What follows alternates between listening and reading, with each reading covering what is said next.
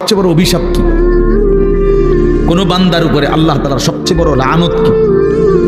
আল্লাহ তাআলা কোন বান্দার উপরে সবচেয়ে বেশি রাগ করেন, এটা বোঝা যায় কখন?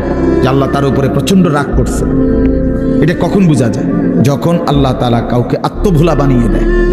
ফাআনসাহুম আনফুসাহুম, মানে একদম সহজ কথা আপনি বুঝবেন। যখন কোনো ব্যক্তি মুসলমান হওয়ার পরেও মুমিন পরিচয়, সে জানে সে মুসলমান, কিন্তু কোনো বন্দিগি, কোনো ইবাদত আমল কোনোটাই তার কাছে ভালো লাগে না, টোটালি সে বিষয়টা বুঝেই না। কোনো দিনই ফজরের নামাজ পড়ে না, কোনো দিনই পড়ে না। এটা কি হাইওয়ান? একদিনও ফজরের নামাজ পড়ে না।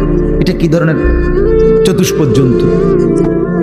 কোনো দিনে 20 বছরের মধ্যে কোনো দিনে সে হারাম থেকে বাঁচে না। প্রতিদিনই ওজনে কম।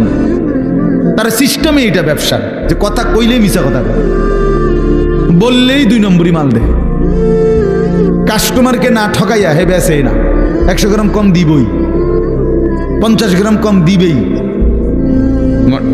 মানে এই কিস্তি নিবেই। এই যে 30 বছর, 50 বছর, 40 বছর এভাবে মিথ্যার উপরে, বাটপাড়ির উপরে, সিটারির উপরে, আল্লাহর নাফরমানির উপরে, মহিলা প্রতিদিনই বেপর্দা, ঘরে প্রত্যেক দিনই টেলিভিশন চলে। এর কারণটা কি? এর মূল কারণ হলো এরা, আল্লাহ তাআলা এদের নিজেকে ভুলাই দিছে না, তার মনে নাই, সে জানেই না যে সে যে মুসলমান। তার এই কথা টোটাল মনেই নেই, তার আর মনেই নাই যে তাকে একদিন কবরে যেতে হবে, তাকে একদিন হাসরের ময়দানে উঠতে হবে। এই কথা সে টোটালি ভুলে গেছে।